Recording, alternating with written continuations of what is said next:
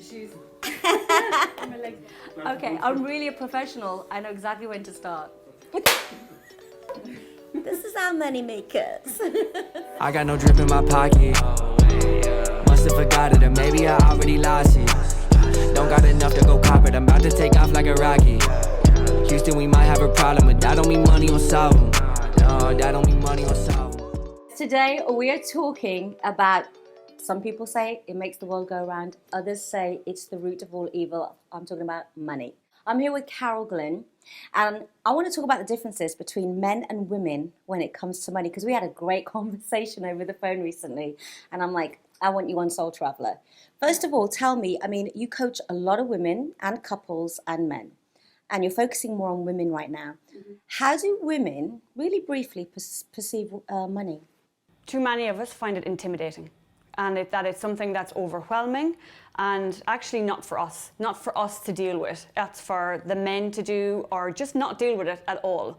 And I think that obviously it's not everyone. There's plenty of women out there who are all over it and very, very confident when it comes to money. But the reason I focus on women is that I identified that actually the vast majority of us are simply not comfortable when it comes to dealing with money. And that's everything from actually owning it, to say I earn this amount of money and I'm proud and I can let the world know, because we tend to play it down, to investing and planning for their futures. But the vast majority of men I speak to are actually quite shocked when I say this is how women feel about money, because they see it as a tool, they see it as something practical. They see it as having money is to be proud, is what you should be aspiring to. A few years ago, started investing in stocks and shares. And I really enjoy it. But the reason I took so long to do it is because I couldn't, when I would talk to a man about it, I just didn't understand it. And my investor is a woman, and she made it so understandable for me that I got excited. So what is it to do with men and women when they're talking about money? I think it's because men see it so unemotional, and women are so emotionally attached to it. And I have this exact conversation with my clients where they said in the past they've gone looking for support when it comes to money, and the men will just say, just do this. And then this, and this, and the acronyms and the language, because they're so comfortable with it. And they don't realize that we don't have the same exposure to it that men tend to have growing up and in the media and everywhere. Men are exposed to much more when it comes to money. Like if you look at articles that talk about money, there was a statistic recently I saw where a survey was done, and it said 65% of money articles targeted at women talk about reducing shopping and managing shopping splurges. Okay. Whereas if you look at the articles that are targeted at men, it's about investing, earning money. I came across a friend who said to me she finds it hard to meet men because she tends to realize that when she meets them, she earns a lot more than they do, and it intimidates them. And I said, well, maybe you're meeting the wrong men who are quite insecure, but you've come across this in real life. So let me give you an example of people I've spoken to, women I've spoken to, who've had this exact concern, where they were in a relationship, and long-term relationships, these are not necessarily people they've just met, and they were so concerned by the fact that they earned more than their partner that it was holding them back. And they didn't want to move forward with the relationship, but they were terrified to tell them in case they rejected them. It just goes to show how, we as women, we haven't gotten to the point yet where we feel that we are allowed to own that we are entitled to earn what we earn, that we deserve to earn what we earn, and we shouldn't put ourselves down for the case of others. And that's where we make ourselves small in so many ways so that we don't make other people feel bad.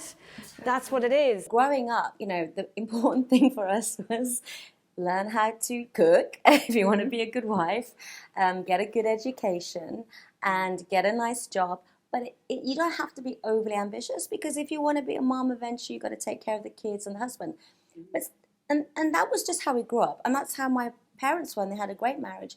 But something in the back of my mind, even when I was young, kept saying, if something was to happen to my husband, if there was a separation, I don't have any understanding of money or taking care of my family. So I think it's really important for women. You don't have to be a full, ambitious 9-to-5 woman or working 12 hours a day.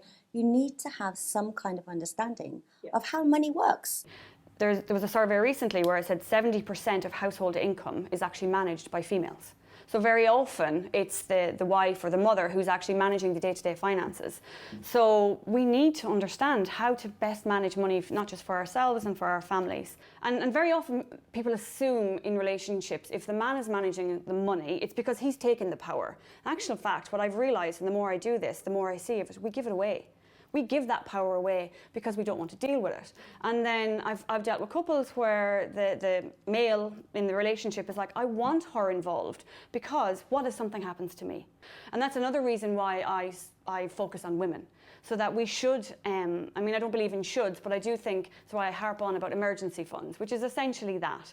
So it's that pocket of money aside that no matter what happens, you don't need to worry about money for a period of time. So whether it's a recession proof, or you've lost your job, or suddenly you find yourself without a partner or an income or whatever that might be, have an amount of money set aside that lets you breathe, focus on other issues, and then come back to the money bit. That's not making everything worse. Because financial security is huge for us as humans. I know it's a cultural mindset, you know, different cultures, the way your parents are brought up. Like, I don't have that feeling of there's a lack of money, because I think I never grew up in that mindset. It didn't mean we were completely loaded, but when you have that, I feel like you invite more in. And when I'm around people who go, oh, I can't pay for this, I don't have this, I feel like you're creating more of it. How can we change those cultural mindsets? I think mindset is everything, because very often people think finances is about the numbers, it's about the maths. And obviously there's an element of that, but it's when it comes to money, it's more about mindset. And they can play out differently as we grow up. Like someone with the comments of money doesn't grow on trees might end up being like feeling like, oh, I need to be super tight with money and I need to, you know, always be really careful. Or they might actually, it doesn't always play out the same way. They might also then develop a mindset of, well, you know, it's going to expire anyway, so I'm just going to blow it.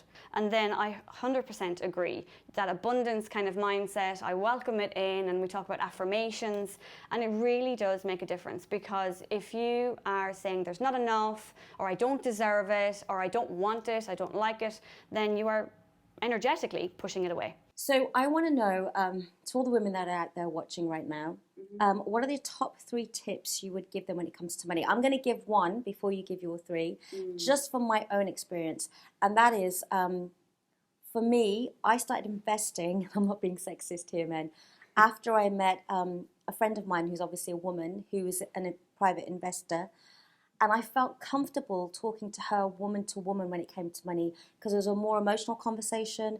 I don't know, there was a different connection. So I just want to give tips to women out there if they're afraid of investing. Try and talk to a woman. You just never know, okay? Here's one woman who does it for you. So what are your top 3 tips?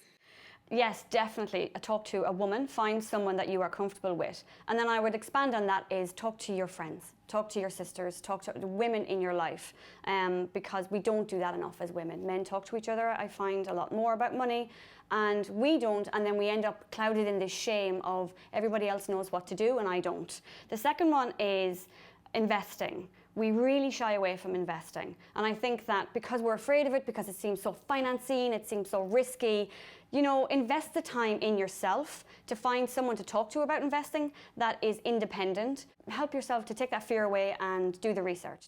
And then the last one would be to own it. Just own it. It's yours. This is a power in our life. This is a positive tool. Money is a good thing. And when you are confident and you've earned it and it's yours, then you should be able to use that to put your life to, you know, to do what you want in your life and put it to the use in your life that you want, not what you should do, and not without guilt or shame or any of that, a positive thing. You can use it to push your life forward. So own it. It's yours.